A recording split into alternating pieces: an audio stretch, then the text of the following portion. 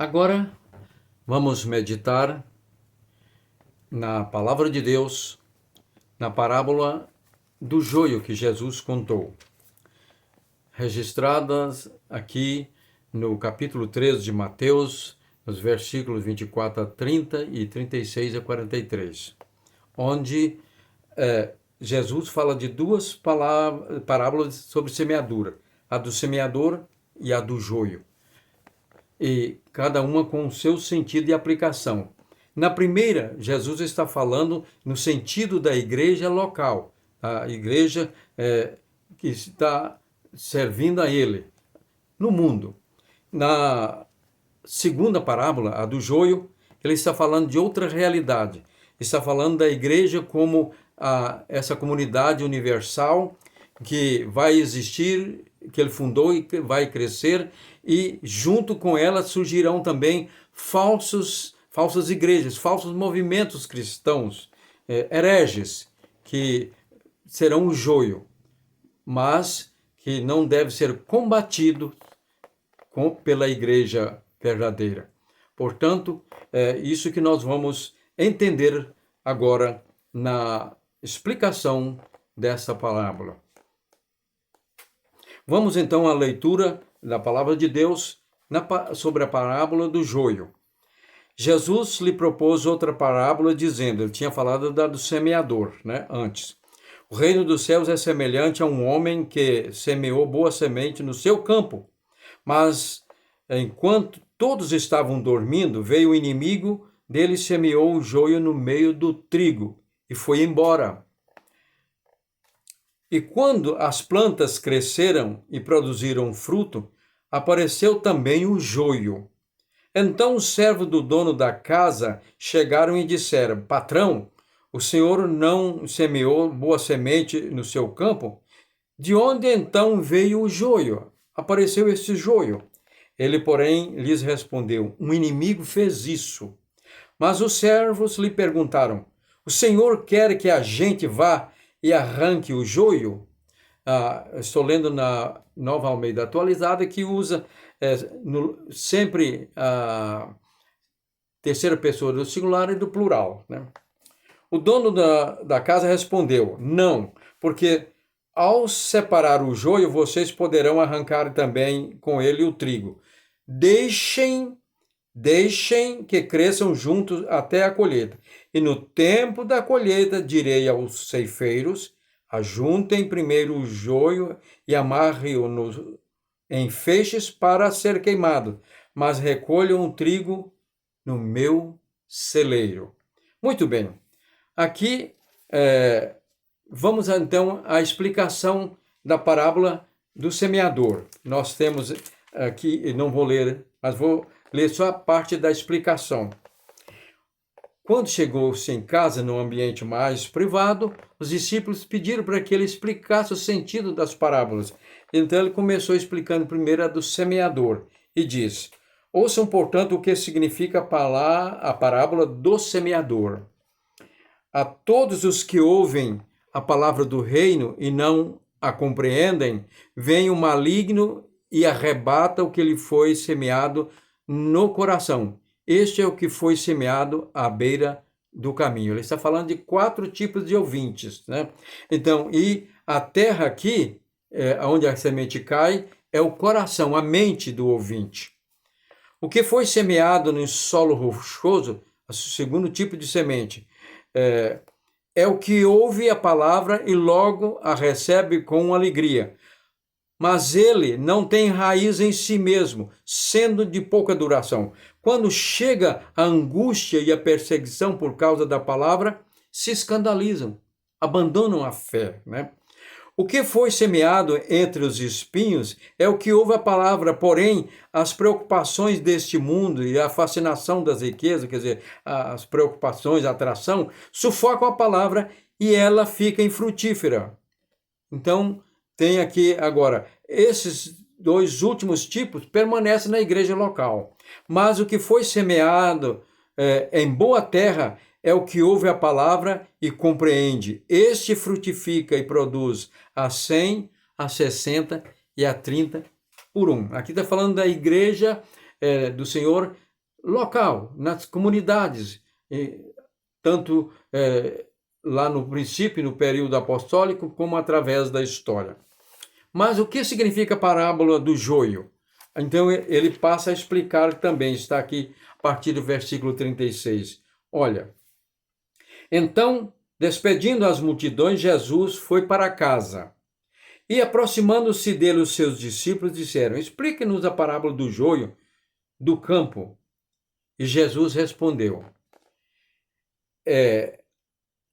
o que semeia a boa semente é o Filho do Homem. Lá quem semeia do semeador é o pregador do evangelho, né? O campo é o mundo. Lá, a terra, o campo, é o coração, a mente dos ouvintes. A boa semente são os filhos do reino. Lá, a boa semente é a mensagem do reino, o evangelho. E os joios são os filhos do maligno. Aqui, então, são os filhos do maligno, os falsos. No caso do trigo, são os filhos do reino, os cristãos verdadeiros, seus verdadeiros seguidores, o cristão fiel, os filhos de Deus. E os joios são os filhos do maligno, os falsos cristãos. Aqui está falando não no ambiente da igreja local, mas no mundo das heresias, dos segmentos heréticos, né?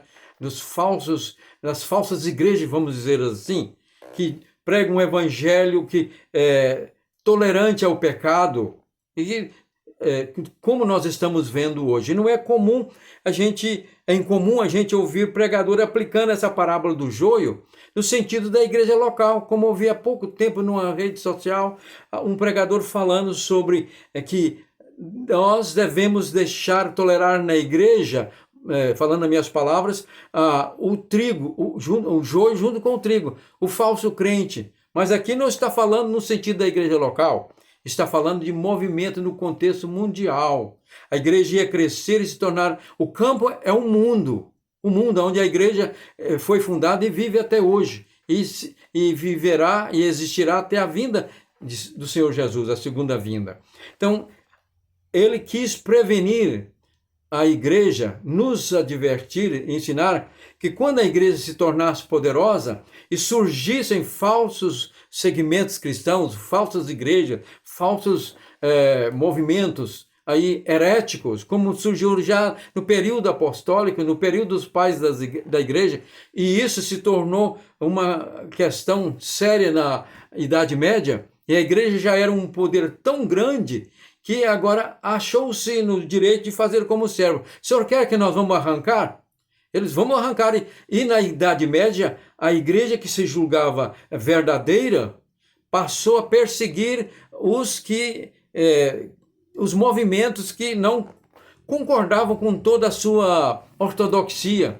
E então passaram a arrancar, considerá-los como joio e arrancar. E nesse arrancar levaram para o tribunal e para a fogueira não só hereges, os heréticos, movimentos heréticos, mas também cristãos verdadeiros. Eles levaram para a fogueira o trigo.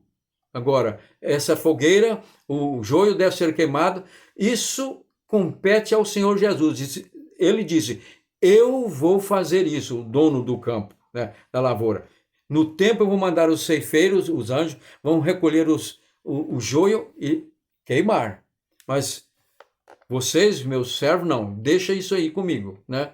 Então Jesus está ensinando isso. Portanto, essa parábola, como alguns têm ensinado, não se trata da igreja local, porque na igreja local existe a disciplina. A igreja é um povo santo separado do mundo. A eclésia quer dizer, tirado para fora do mundo para ser um povo separado para servir a Deus. E Jesus mesmo disse que nessa comunidade, se alguém pecasse, ele disse: se teu irmão pecar contra ti, fale com ele.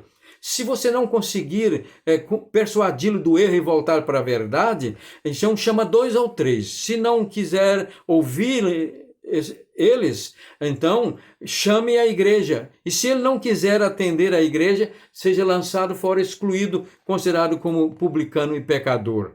Então existe a disciplina. Na igreja local não existe lugar para o crente, como diz aqui, que praticam o pecado e escândalo. Não existe lugar para isso. Tanto que o apóstolo Paulo, aplicou isso na igreja de Corinto. Ele estava noutra cidade e então lá na igreja que ele havia fundado havia um problema de um indivíduo que estava vivendo uma relação incestuosa, causando escândalo.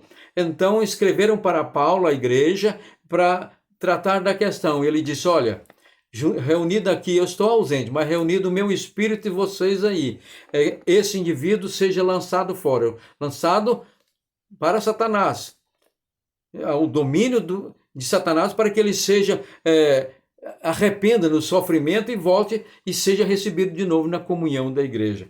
Então existe essa diferença. E Paulo mesmo disse, que comunhão há entre a luz e as trevas, né? O apóstolo João disse que não ameis o mundo nem as coisas que no mundo há. E mais uma vez citando Paulo, ele disse, quem está em Cristo é nova criatura, as coisas velhas já passaram e tudo se fez novo. O homem velho morreu. A igreja não é uma lavoura de trigo, a igreja local, e de joio. É a igreja universal no mundo que aplica essa parábola. O semeador é Cristo. O trigo somos os cristãos verdadeiros. Os joios são os cristãos falsos, os movimentos, né? Igrejas e movimentos. Não cabe a ninguém perseguir e perseguir essas pessoas como hoje estão aí querendo impor a verdade. Quem não pensa de acordo com a ideologia deles, dessa situação que nós temos, inclusive no país, é considerado errado e tem que ser perseguido e calado. Isso não existe. Cabe a nós andar com o Senhor, viver uma vida na vontade de Deus, obedecendo a sua palavra. E os que estão fora do evangelho, andando ou pregando o evangelho falso, nós devemos condenar, mas nunca eliminá-los. É isso que Jesus quis aqui ensinar na parábola do joio. Nada a ver com a igreja local.